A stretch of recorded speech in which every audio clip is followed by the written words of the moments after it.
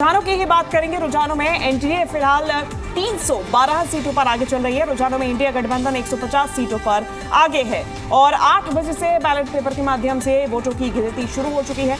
जैसे ही ballot paper की गिनती खत्म होगी, ईवीएम से गिनती शुरू होगी और ये बड़ी जानकारी इस वक्त सामने आ रही है। 1 घंटे का रुझान सामने आया, अभी 1 घंटे की गिनती पूरी हो चुकी है। बैलेट पेपर के माध्यम से इस गिनती में इंडिया गठबंधन 150 सीटें तो वहीं एनडीए 312 सीटों पर आगे चल रही है।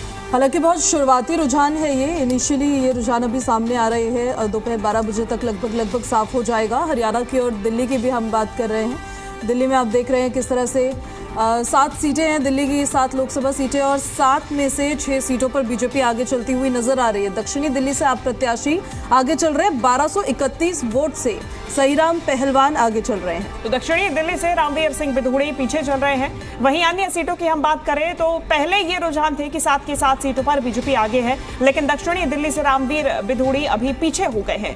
अन्य सीटों पे नई दिल्ली से बांसुरी स्वराज आगे है, पश्चिमी दिल्ली से कमलजीत सहरावत आगे चल रही है।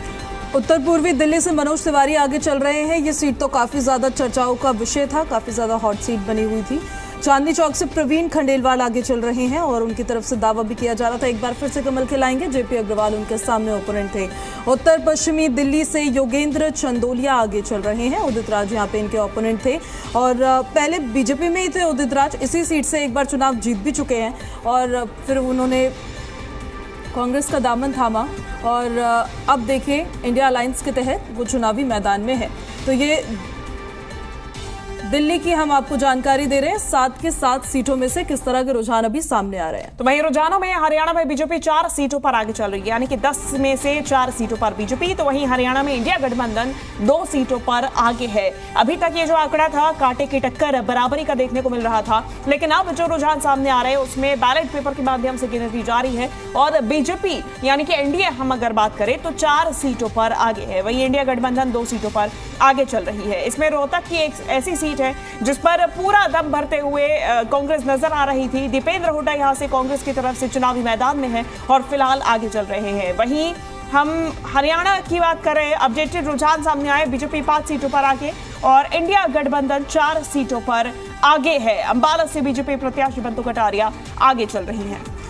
तो ये देखिए करनाल से ex chief minister Manohar Lal वो आगे चल रहे हैं। करनाल में अच्छा खासा उनका वोट बैंक भी है। रुझानों में हरियाणा में इंडिया गठबंधन 4 सीटों पर आगे चल रहा है। अपडेट्स लगातार सामने आ रहे हैं। अंबाला से बीजेपी प्रत्याशी बंतो कटारिया, अंबाला तो देखिए सीट भी वही है जो कटारिया फैमिली का गढ़ रही है। करनाल से जैसा हमने आपको बताया और ये एक्सपेक्टेड भी था, इस वजह से करनाल से मनोहर लाल को चुनावी मैदान में उतारा भी गया था।